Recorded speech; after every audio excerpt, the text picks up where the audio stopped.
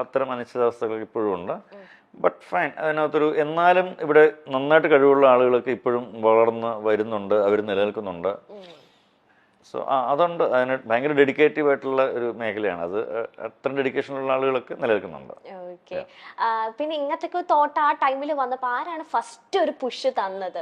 Go what ever you like എന്ന് പറഞ്ഞത് ആരാണ്? ഏതിനാണ്? ഈ വിവാഹശേഷം ഇങ്ങനെ ഒരു ഗ്യാപ്പ് എടുത്ത് ഇങ്ങനെയൊക്കെ റെസ്പോൺസിബിലിറ്റി ഇങ്ങനത്തെ ഒരുപാട് ചിന്തകൾ സാറിന്റെ തലയിൽ വന്നല്ലോ. ഡെഫിനറ്റ്ലി അന്ന് മഞ്ജു ആണ് അതിനകത്തൊരു കാര്യം. മഞ്ജു ഒന്നും അങ്ങനെ പറഞ്ഞില്ലെന്ന് ഞാൻ ഒരിക്കലും പോകില്ല. മഞ്ജു കുഴപ്പമില്ല, ഇവിടെ പോയിട്ട് പോവാം, ബാക്കി ഞാൻ പറഞ്ഞ സാമ്പത്തികം കുഴപ്പമില്ല, നമുക്ക് മാനേജ് ചെയ്യാം. അപ്പം നമുക്ക് ചില കാര്യങ്ങൾ വേണ്ടാന്ന് വെക്കുക, നമ്മുടെ ചില ഇഷ്ടങ്ങളൊക്കെ വേണ്ടാന്ന് വെക്കുക. അങ്ങനെ ഒരു 5-6 വർഷം ഞങ്ങളുടെ പല ഇഷ്ടങ്ങളും വേണ്ടാന്ന് വെച്ച്, യാത്രകളൊക്കെ വേണ്ടാന്ന് വെച്ച് ഞങ്ങൾ വളരെ കംഫർട്ടായിട്ട് മൂവ് ചെയ്തിട്ടുള്ളൊരു സിറ്റുവേഷൻ ഉണ്ട്. മഞ്ജു അന്ന് സീരീസ് വർക്ക് ചെയ്യുന്നുണ്ടായിരുന്നു. വീണ്ടും ജാനി ഉണ്ടായതിനു ശേഷം വീണ്ടും വർക്ക് ചെയ്യാൻ തുടങ്ങിയിരുന്നു. സോ അതിനൊക്കെ തുടങ്ങിയിട്ടേ ഉള്ളൂ. അപ്പം ഭയങ്കര ഇതല്ല. പിന്നെ അതുമല്ല അന്നത്തെ കാലത്ത് എമൗണ്ട്സ് ഒക്കെ വളരെ കുറവാണ് കിട്ടുന്നതൊക്കെ. സ്വാഭാവികം കൊണ്ടും ഇപ്പോൾ ഉള്ള ഒരു ഒരു ഫാൻസി എമൗണ്ട് ഒന്നും വന്നില്ല. അപ്പോൾ അതിൻ്റെയൊക്കെ ഭയങ്കര ബുദ്ധിമുട്ടും കാര്യങ്ങളൊക്കെ ഉണ്ടായിരുന്നു. ആ ബുദ്ധിമുട്ട് ഇപ്പോഴും നമുക്കുണ്ട്. അല്ല ഇപ്പൊ എങ്ങനെയാ സാർ ഇപ്പൊ സേവിങ്സ് ഒക്കെ ചെയ്യാറുണ്ടോ? എങ്ങനെയാണ് സാറിന്റെ? ഇതിന് ഫ്ലക്ച്വേഷൻസ് എപ്പോഴും വരും. ഞാൻ ഭയങ്കര ബിസിനസ്സുകാരനല്ലാത്തതുകൊണ്ട് ആയിരുന്നില്ല, പക്ഷെ ഇനി അത് കുറച്ച് ചെയ്യണം. ഒട്ടും ബിസിനസ്സുകാരനല്ലാത്തത് കൊണ്ട് തന്നെ അത്തരം സേവിങ്സും കാര്യങ്ങളും ഡെഫിനറ്റ്ലി ഞാൻ ചിലപ്പോൾ അതിനകത്തൊരു ഭയങ്കര വലിയ പരാജയമാണെന്നാണ് എൻ്റെ വിശ്വാസം. പക്ഷേ ഞാൻ ജീവിതത്തിൽ അങ്ങനെ പരാജയപ്പെടില്ല എന്ന് ഉറപ്പിച്ച് വിശ്വസിച്ചുള്ള ഒരു കൃഷി ആയതുകൊണ്ട് തന്നെ ഞാൻ അങ്ങനെ പിന്മാറാൻ തയ്യാറല്ല. Definitely I make something. സ്വയം ഭയങ്കര കോൺഫിഡൻസ് ഉള്ള വ്യക്തിയാണോ സാർ? ഉറപ്പായിട്ടുമാണ്. ഈ കോൺഫിഡൻസ് ഓവർ കോൺഫിഡൻസ് ഇല്ല, പക്ഷെ എന്നിലുള്ള കഴിവിലും എന്നിലും ആ ഒരു വിശ്വാസം ചെയ്യാൻ പറ്റുമെന്ന് ഉറപ്പുള്ള കാര്യങ്ങൾ നമ്മൾ ഉറപ്പിച്ച് പറയും, അത് ഞാൻ ചെയ്യുകയും ചെയ്യും. ഓക്കെ. ഇങ്ങനത്തെ തന്നെ സാറിനെ പോലെ തന്നെ അല്ലെങ്കിൽ ഇത്ര കോൺഫിഡൻസ് ഉള്ള ഒരു വ്യക്തിയാണ് പൃഥ്വിരാജ് സുകുമാരൻ. ഉറപ്പായിട്ടും എന്നെക്കാളും കൂടുതൽ കോൺഫിഡൻസ്. രാജുവേട്ടന് പറയുന്ന കാര്യങ്ങളെല്ലാം എന്നെക്കാളും കൂടുതൽ നന്നായിട്ട് ബിസിനസ് അറിയുകയും ചെയ്യാം. അതെ, സത്യം. പറയുന്ന കാര്യങ്ങളെല്ലാം കറക്റ്റ് ആയിട്ട് നിങ്ങളുടെ ആ ഒരു ഗിവ് ആൻഡ് ടേക്ക് എങ്ങനെയാണ്? ഇപ്പൊ ലൂസിഫറിൽ സാറ് പറയുന്നത് nothing else, he knows me well, I know അത്രേ ഉള്ളൂ, നത്തിങ് എൽസ്. ഉറപ്പായിട്ട് മനസ്സിലാവും. അത് പല സെറ്റ് ഞാൻ പല ഇന്റർവ്യൂസിൽ ഇത് തന്നെ പറഞ്ഞിട്ടുണ്ട്. ചില ഷോർട്സ് ഒക്കെ കഴിഞ്ഞിട്ട് എൻ്റെ എക്സ്പ്രഷൻ കാണുമ്പോൾ രാജുവിന് മനസ്സിലാവും രാജു ഒരു 1 മോർ, അല്ലെങ്കിൽ എനിക്കത് ഓക്കെ ആണെന്ന് കാരണം രാജുവിന് മനസ്സിലാവും ഓക്കെ. പിന്നെ നമുക്ക് ഇതെന്താണ്, ഇതൊരു ഭയങ്കര പ്രൊഫഷണലിസം ഉള്ള മേഖലയല്ലേ. നമ്മൾ ചില കാര്യങ്ങൾ വളരെ ഓപ്പണായിട്ട് സംസാരിക്കുന്നുണ്ട്, ഒരു തെറ്റുമില്ല എന്നുള്ളതാണ്. അപ്പോൾ രാജു എന്നോടായാലും ഞാൻ രാജുവിനോടായാലും ഇത്തരം കാര്യങ്ങളൊക്കെ സംസാരിക്കാറുണ്ട് എന്നുള്ളത് തന്നെയാണ്. അതിപ്പം രാജു മാത്രമല്ല കേട്ടോ, മേ ബി മോസ്റ്റ് ഓഫ് നമ്മുടെ എല്ലാ ആക്ടേഴ്സിനോടും നമ്മളങ്ങനെ സംസാരിക്കുന്നുണ്ട്. ഇപ്പം ജയസൂര്യ വന്നാലും ജയസൂര്യ ഞാനോട് നല്ല സുഹൃത്ത് ബന്ധമുള്ള വിഷയമാണ്.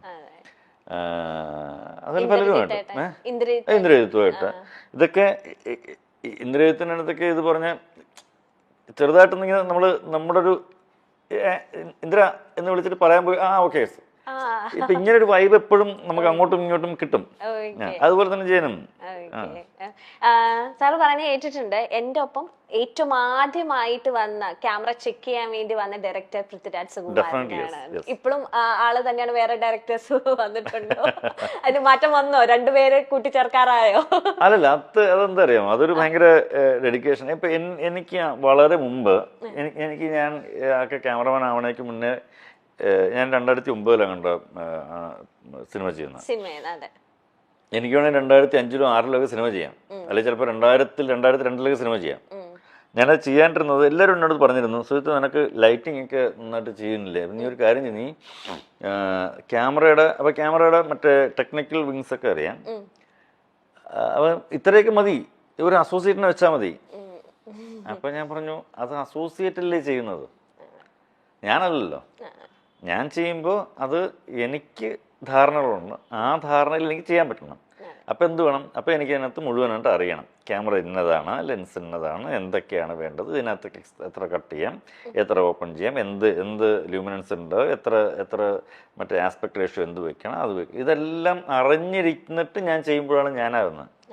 അല്ലെങ്കിൽ പിന്നെ മറ്റേ പുള്ളിയിലേ ചെയ്യുന്നത്. അപ്പം അത് ചീറ്റിംഗ് അല്ല, ഇറ്റ്സ് നോട്ട് ഗുഡ്. അപ്പം അത് ഞാൻ ചെയ്യില്ല എന്ന് പറഞ്ഞിട്ട് അപ്പം അല്ലെങ്കിൽ അതുകൊണ്ടാണ് ഇത്രയും മോശം നമ്മൾ ലേറ്റ് ആകുന്നത്.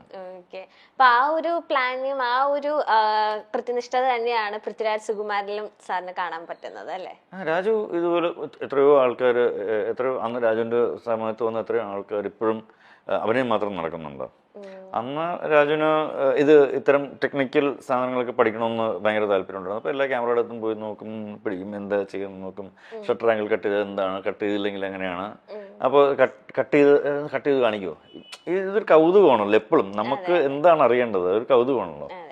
ഞാനിപ്പോൾ തെലുങ്ക് ഒരു 4-5 സിനിമ വർക്ക് ചെയ്തു. എനിക്കിപ്പോൾ തെലുങ്ക് അത്യാവശ്യം കുഴപ്പമില്ല, പഠിക്കാനും പറയാനും കേട്ടാലും മനസ്സിലാവും, വായിക്കാൻ അറിയില്ലെന്നേ ഉള്ളൂ. ഇനിയിപ്പോൾ ഞാനത് ആ കൗതുകത്തിന് ഞാൻ വായിക്കാൻ ശ്രമിച്ചാൽ ഡെഫിനറ്റ്ലി എനിക്ക് പറയാൻ പറ്റില്ലേ, എനിക്കറിയാൻ പറ്റും.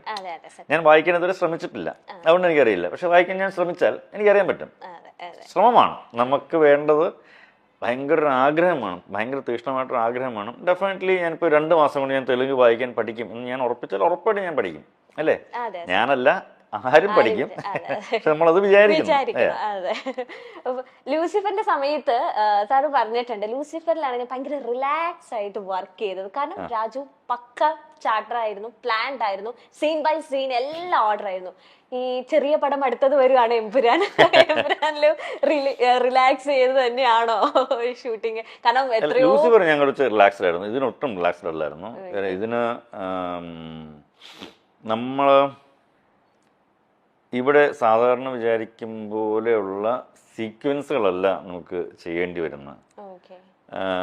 ലൂസിഫറിനകത്ത് നമ്മൾ സാധാരണ വിചാരിക്കുന്ന സീക്വൻസിനകത്തുള്ള കുറച്ച് വലിപ്പമുണ്ടെന്നേ ഉള്ളൂ. അതൊക്കെ ആർക്കും ഈസിലി നമുക്ക് കുറച്ചൊന്ന് ആലോചിച്ച് കഴിഞ്ഞാൽ, കുറച്ചൊന്ന് ഇനിഷ്യേറ്റീവ് എടുത്താൽ, അതിനൊത്തിരി ഹോംവർക്ക് ചെയ്താൽ നമുക്ക് എല്ലാവർക്കും മാനേജ് ചെയ്യാൻ പറ്റുന്നതാണ്. പക്ഷെ ഇത് അത്ര പെട്ടെന്ന് മാനേജ് ചെയ്യാൻ പറ്റുന്ന സീക്വൻസുകളും സിറ്റുവേഷൻസും ലൊക്കേഷൻസും അല്ല. അപ്പോൾ അതിന് കൂടുതൽ സ്റ്റഡി വേണം.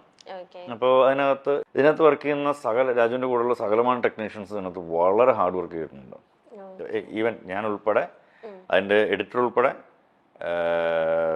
അതിൻ്റെ അസോസിയേറ്റ് ഡയറക്ടർ വാവ ഉൾപ്പെടെ, അസിസ്റ്റന്റ് ഡയറക്ടേഴ്സ് ഉൾപ്പെടെ, നിർമ്മൽ എന്ന് പറഞ്ഞ ക്രിയേറ്റീവ് ഡയറക്ടർ ഉൾപ്പെടെ, എൻ്റെ കൂടെ വർക്ക് ചെയ്യുന്ന ഏകദേശം ഒരു 10-12 ആൾക്കാർ ഉൾപ്പെടെ, ഇത്രയും ആൾക്കാരുടെ ഭയങ്കര കോർഡിനേഷൻ ഇല്ലെങ്കിൽ ഇത് അങ്ങനെ അത്ര പെട്ടെന്നൊരു ഒരു ഒരു ഒരു വർക്കൗട്ട് ചെയ്തെടുക്കാൻ പറ്റുന്ന പ്ലാൻസ് അല്ല ഇതൊന്നും. കാര്യം നമ്മൾ ഇതുവരെ അങ്ങനെ ശീലിച്ചിട്ടില്ല, ഇതുവരെ അങ്ങനെ കണ്ടിട്ടില്ലാത്ത കുറച്ചധികം കാര്യങ്ങളുണ്ട് അതിനകത്ത്.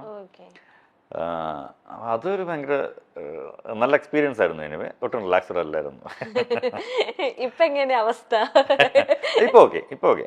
ഞാൻ പറയുന്നത് ഷൂട്ട് കഴിയുന്നവരെ എല്ലാ ദിവസവും അടുത്ത ദിവസം അയ്യോ അതെന്താകും എന്നുള്ള ടെൻഷൻ ഇങ്ങനെ എപ്പോഴും കയറും. ഞാൻ ലൂസിഫർ കുറച്ച് റിലാക്സ്ഡ് ആയിരുന്നു എന്ന് പറഞ്ഞത് നമുക്ക് നമ്മുടെ കൺട്രോളിൽ നിൽക്കുന്നുള്ളതുകൊണ്ടാണ്. അങ്ങനെ റിലാക്സ് പറഞ്ഞാൽ ചില്ല് ചെയ്ത് ഷൂട്ട് ചെയ്തെന്നുള്ളതല്ല. മനസ്സിലായി. അങ്ങനെ ഒരു നല്ല ടീം ഉള്ളത് കൊണ്ടാണ് അതിന്